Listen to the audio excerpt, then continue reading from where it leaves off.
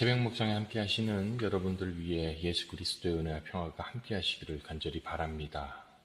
저는 오늘 출애굽기 4장 그리고 10절에서 12절까지의 말씀을 가지고 여러분들과 함께 주님께서 우리에게 주시는 은혜에 대해서 또 나눠보고자 합니다. 제가 먼저 오늘 함께 나눌 그 말씀의 본문을 읽도록 하겠습니다. 모세가 주님께 아뢰었다. 주님 죄송합니다. 저는 본래 말재주가 없는 사람입니다. 전에도 그랬고 주님께서 이 종에게 말씀을 하고 계시는 지금도 그러합니다. 저는 입이 둔하고 혀가 무딘 사람입니다. 주님께서 그에게 말씀하셨다. 누가 사람의 입을 지었느냐?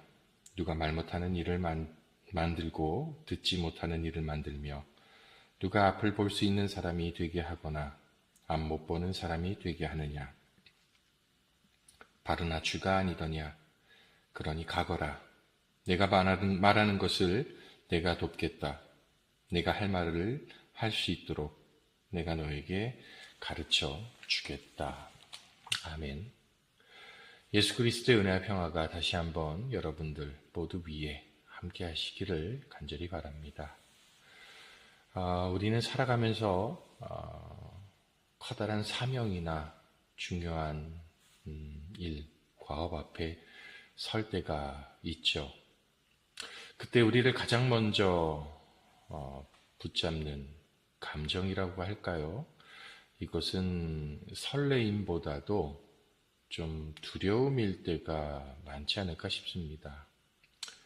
과연 내가 이 일을 할 수 있는 자격이 있을까? 나에게 그만한 능력이 있는가라고 하는 나름대로의 자기를 되돌아보는 그런 시간을 갖게 되지요. 오늘 본문의 모세가 바로 그러한 상태가 아니었을까 생각해 봅니다. 하나님은 떨기나무 그 불꽃 가운데에서 모세를 부르셨습니다. 그리고 이집트에서 고통받는 백성을 구원하라는 엄청난 임무를 하나님은 모세에게 맡기셨죠. 하지만 모세는 그 영광스러운 부름 앞에서, 그 부르심 앞에서 끊임없이 어떻게 했을까요? 자신의 부족함을 나열하며 뒤로 물러서고자 하는 모습을 보입니다. 오늘 본문 10절에서 모세는 이렇게 말하죠. 주님 죄송합니다. 저는 본래 말재주가 없는 사람입니다. 라고 말이죠. 모세의 이 고백은 얼핏 보면 겸손처럼 보이지만 사실은 하나님보다 자신의 한계를 더 크게 보고 있는 그 모습이 아닐까 생각을 해봅니다. 그는 자신이 40년 동안 광야에서 양을 치며 소위 거칠어진 입술일까요? 또는 정교한 논리로 사람을 설득할 수 없는 자신의 능력의 부족함, 이러한 부분에 함몰되어 있었습니다.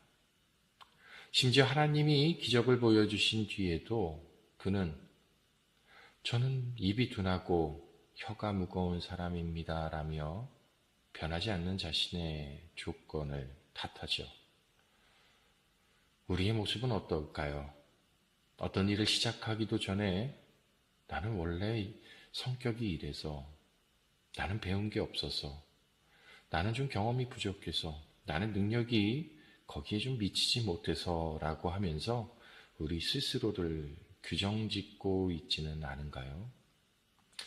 우리는 종종 자신의 약점 속에만 매몰되어서 지금 내 앞에서 새로운 역사를 쓰고자 하시는 하나님의 뜻을 읽어내지 못하곤 합니다. 자신의 부족함만 바라보는 모세에게 하나님은 아주 근본적인 질문을 던지시죠. 11절에 보면 누가 사람의 입을 만들었느냐? 바로 나 주가 아니냐? 이렇게 하나님은 말씀하시죠. 하나님의 답변은 이렇게 참 명쾌합니다. 모세가 걱정하는 그 둔한 입과 무거운 혀조차도 창조주 하나님의 주권 아래 있다라고 하는 것이죠. 하나님은 완벽한 조건을 갖춘 사람을 골라 쓰시는 소위 회사의 인사 담당자와 같은 그러한 분이 아니라 부족한 자를 불러서 그분의 능력대로, 하나님의 능력대로 빚어 쓰시는 이른바 토기장이와 같은 분이시라고 우리는 생각해야 할 겁니다. 하나님께 중요한 것은 모세의 말재주가 아니라 모세를 보내시는 하나님의 뜻이었죠. 하나님은 네가 말을 잘하게 만들어주겠다라고 약속해 주시지 않으셨습니다. 대신에 하나님은 모세에게 내가 너와 함께 있을 거야. 네가 할 말을 내가 가르쳐 주겠다라고 말씀해 주십니다. 능력의 원천은 모세의 입술로부터 나오는 것이 아니라 바로 모세와 함께 하시는 하나님에게 있다라고 하는 것이죠. 사랑하는 여러분, 지금 여러분을 주저앉게 만드는 둔한 입과 무거운 혀가 있다면 그것은 어떠한 것인가요? 도저히 넘을 수 없을 것 같은 현실의 장벽이나 스스로를 가두고 있는 이른바 자격지심 같은 걸까요? 그러나 하나님은 오늘 우리에게 말씀하십니다. 그러니까 가거라. 하나님은 우리가 완벽해졌을 때 보내시는 것이 아니라 우리가 부족함을 고백하며 주님을 의지할 때 주님께서는 그때 비로소 일하시기 시작을 하십니다. 내가 가진 데이터와 내가 가진 경험, 이러한 것들로는 불가능해 보이는 일이 있을지 모르겠습니다. 많겠죠. 그러나 그러한 일일지라도 만물의 창조주이신 우리의 구세주이신 또 주님께서 함께 하신다면 그것은 충분히 가능한 일이 될 겁니다. 나에게 없다라고 하는 이 부분에 집중하지 말고 하나님이 계시다라고 하는 사실에 우리가 신뢰하며 나아가면 좋겠습니다. 주님이 가르쳐 주시는 말을 하고 주님이 주시는 그 힘으로 우리가 하루하루 발걸음을 내디디며 살아가면 좋겠습니다. 바로 그럴 때 비로소 우리의 약함은 하나님의 그 강하심이 드러나는 귀한 통로가 될 것이라고 믿습니다. 오늘 하루 여러분이 주님께서 여러분을 부르신 그곳에서, 그 자리에서, 삶의 자리에서 당당하게 주님의 뜻에 순종하며 나아가는 저와 여러분이 되시기를 주님의 이름으로 간절히 바랍니다. 오늘 말씀을 생각하며 제가 잠깐 기도하도록 하겠습니다.